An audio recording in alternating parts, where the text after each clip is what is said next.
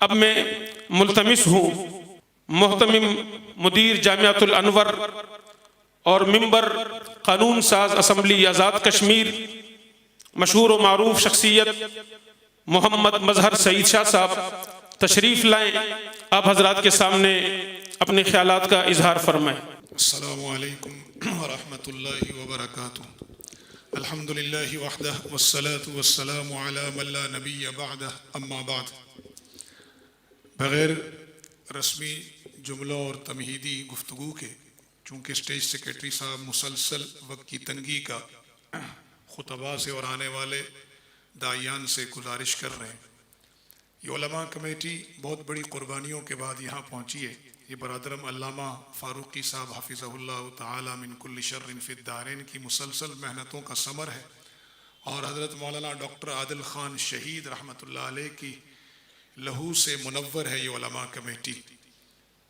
میں صرف آج کے موضوع سے متعلق عرض کرنا چاہوں گا دو گزارشات، کیونکہ صحابہ کے فضائل اور عظمت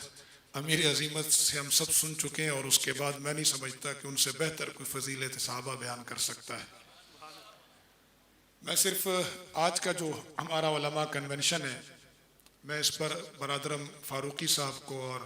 مولانا اقبال اللہ صاحب کو اور جملہ رضاکاران اور ذمہ داران علماء کمیٹی کراچی کو مبارکباد پیش کرتا ہوں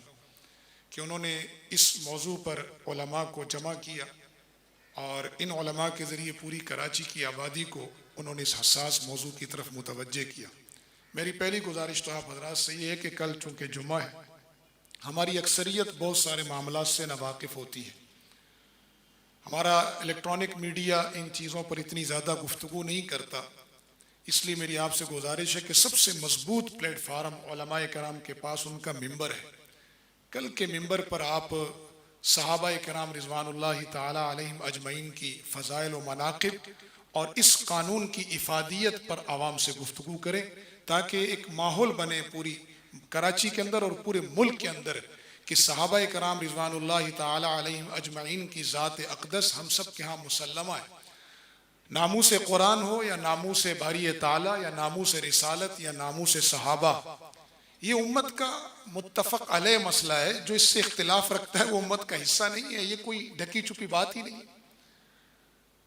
میں اس وقت ممبران اسمبلی پاکستان کو مبارکباد پیش کرتا ہوں کہ انہوں نے اس بل کو پاس کر کے، چونکہ پاکستان کی بنیاد لا الہ الا اللہ محمد الرسول اللہ ہے، اور اس بنیاد سے متعلقہ جتنی چیزیں ہیں وہ سب کی سب ہم تک صحابہ سے پہنچی ہیں، تو انہوں نے ناموس صحابہ کو محفوظ کر کے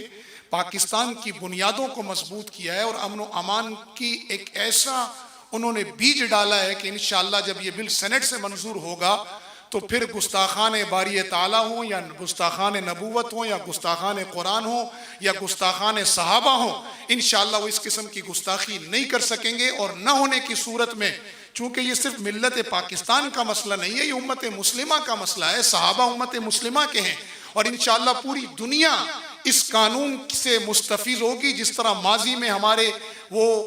قادیانیت کو غیر مسلم اقلیت قرار دینے کے قانون سے پوری دنیا پہ اس کا اثر گیا ہے، انشاءاللہ اس بل کا اثر بھی پوری دنیا پر جائے گا، اور تمام ممبران اسمبلی جنہوں نے یہ بل پاس کیا ہے ان کی دنیا بھی باعث برکت ہوگی، اور انشاءاللہ آخرت میں بھی وہ نجات کے مستحق ہوں گے۔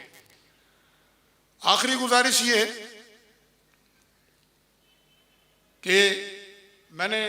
مولانا تاج محمد حنفی صاحب سے اس وقت ملاقات میں عرض کیا تھا، اور آپ تمام حضرات کا بھی اپنے اپنے حلقے میں اثر ہے کہ ہم متعلقہ لوگوں سے جو ممبران اسمبلی ہیں ان سے بھی تائید کے لیے، اور سینٹ کے جو اراکین ہیں جس کا جہاں جہاں تک واسطہ ہے ان حضرات سے رابطہ کریں، اسے اس کی ایمانی، روحانی اور خود اس وقت پاکستان جس انتشار و خلفشار کا شکار ہے، اس ماحول میں اس بل کی افادیت کئی گنا بڑھ جاتی ہے، اور اس پر بہت بڑی قربانی لگی ہے۔ انشاءاللہ سینٹ سے منظوری کے بعد کشمیر میں یہ فقیر انشاءاللہ اس بل کو لائے گا، اس سے پہلے بھی وہ صحابہ کی چھٹی سے متعلق بل لا چکے ہیں ہم، اور مساجد کی بجلی کی فری ہونے سے متعلق بھی لا چکے ہیں. انشاءاللہ سینٹ سے منظوری کے بعد ہم اس بل کو کشمیر اسمبلی سے بھی انشاءاللہ متفقہ طور پر پاس کرائیں گے. میری آپ حضرات سے درخواست ہے کہ اس مسئلے کو بہت سنجیدگی کے ساتھ لیں. کل کا جمعہ اس پر مختص کریں اور اپنے اپنے حلقہ اثر میں جو حضرات، چونکہ کراچی میں کئی سینیٹر بھی ہیں، کئی حضرات ہیں، یہاں پر MNA حضرات ہیں، ان سے اپنے اپنے طور پر رابطہ کریں اور ان کو اس کی افادیت کا بتائیں تاکہ ان کو اپنے مسئلے میں تائید اور حمایت حاصل اور ان کے دل مضبوط ہوں. صحابہ ہماری بنیاد ہیں، اگر وہ نہیں رہیں گے تو ہم سب کا ایمان مشکوک ہو جائے گا. ہمارا جہاد، ہماری دعوت و تبلیغ، ہمارے مدرسے، ہمارا سیاست، ہمارا خدمت خلق، ہماری تعلیم و تعلم، سب کی بنیاد جا کر صحابہ کرام تک ملتی ہے. اگر وہ نہیں رہیں گے تو ہماری بنیادیں ڈھہ جائیں گی. اپنی بنیادوں کی حفاظت کے لیے ضروری ہے کہ اس بل کو ہم سینٹ سے بھی اسی طرح پاس کرائیں جس طرح قومی اسمبلی سے پاس ہوا ہے. اور انشاءاللہ یہ مکاروں کی تمام تر مکاریوں کے باوجود انشاءاللہ یہ بل پاس ہوگا اور امت مسلمہ کے سینوں کو ٹھنڈا کرے گا. وآخر دعوانا الحمدللہ رب العالمین.